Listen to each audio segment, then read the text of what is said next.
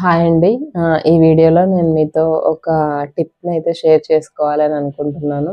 ఇప్పుడు rainy season కాబట్టి ఫ్రీక్వెంట్‌గా వర్షాలు అవి వస్తూ ఉంటాయి. అండ్ క్లైమేట్ చేంజెస్ వల్ల పిల్లలకి జలుబు, ఇంకా దగ్గు ఫ్రీక్వెంట్‌గా వస్తూనే ఉంటుంది గదా!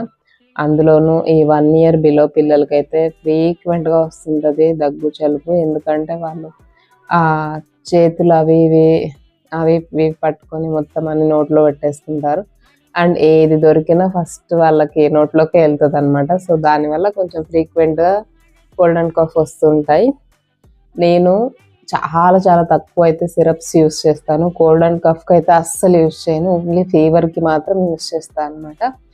సో, ఇట్లా కోల్డ్ అండ్ కఫ్ వచ్చినప్పుడు ఏంటంటే నేను చాలా టిప్సే ఫాలో అవుతాను. అందులో ఒక టిప్‌ని నేను మీకు ఈ వీడియోలో చూపిస్తాను.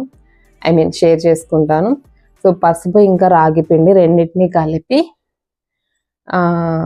ఒక 2 కలిపి ఒక 1 స్పూన్ రేషియోలో తీసుకోండి. సో, దాన్ని నోట్లో వేసుకొని ఒక ఉంటలాగా ఫామ్ చేయాలన్నమాట. నేను ఆల్రెడీ ఇక్కడ పెట్టేశాను. సో, చూపిస్తాను.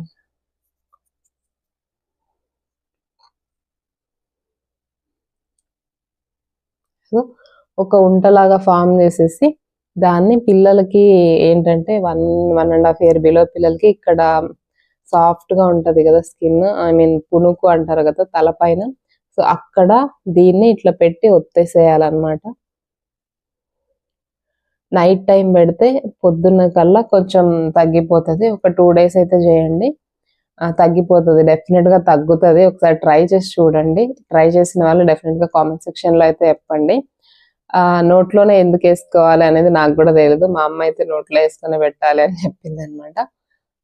సో, అది. ఇంకా ఇలాంటి టిప్స్ నా దగ్గర చాలా ఉన్నాయి. ఫర్దర్ వీడియోస్‌లో షేర్ చేస్తాను. సో, మిస్ అవ్వకుండా ఉండాలంటే నా పేజ్‌ని ఫాలో చేసేయండి. అండ్ వీడియో నచ్చితే లైక్ చేసి మీ ఫ్రెండ్స్ అండ్ ఫ్యామిలీకి కూడా ఇన్ఫర్మేషన్ షేర్ చేసుకోండి. సో, అంతా అయిపోయింది వీడియో. బాయ్. మీకు చూపిస్తాను ఇక్కడ. సో, ఇక్కడ చూడొచ్చు. ఇట్లా ఉంటదనమాట. ఇట్లా పెట్టాను. సో, అంతే అయిపోయింది వీడియో. బాయ్.